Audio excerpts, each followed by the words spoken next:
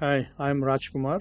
This video is part of my journey, road trip from Sydney to Darwin, Adelaide, Melbourne, and back to Sydney. It was like a 3 weeks road trip. So this video is part of that one. If you are planning to do a road trip in Australia, or if you are visiting Australia on holiday, or if you are planning to do a road trip in the caravan or camper van or in your own van on the holidays, subscribe to my channel. You get some ideas what to do, you get some information where to stay and what are all the places you can see. So this video will be helpful. So today I am at Lake HART Rest area.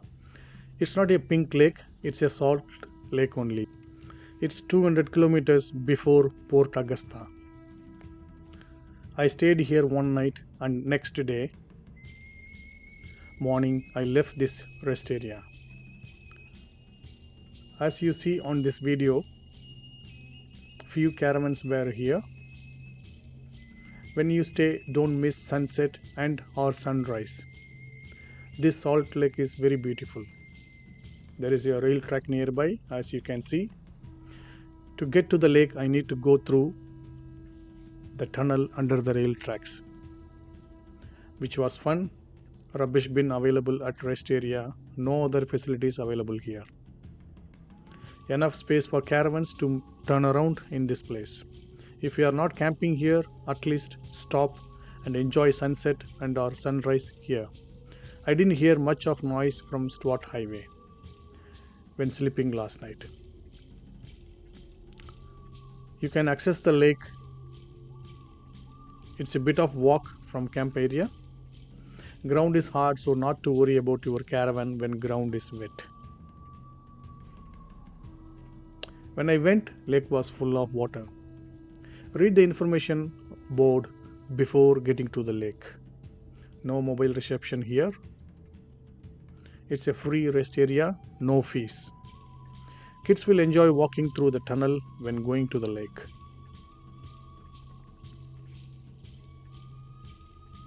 If you are staying here in summer season, don't forget to bring your fly net. Walking down to the lake with family is memorable. Next rest area for camping is at Pimba Community Campground. Like and subscribe. If you are not staying here and looking with some amenities, then stay at Glendumbo before coming to HART Lake Rest area. This Glendumbo is about 254 km from Coober Pedy, 75 km away from this rest area. Glendumbo Roadhouse has got food, gas and accommodation. For some reason, always I got good food and coffee in Outbacks compared to Sydney and Melbourne. Don't ask me how. Before making your road trip, roughly calculate how many kilometers per day you are driving, search the best eatery and where you are staying at night, and get all this information from Google and Google reviews. Definitely your road trip will be a memorable experience for you. My advice when you do road trip in Australian Outback is reach your destination of where you are staying in by 5 p.m.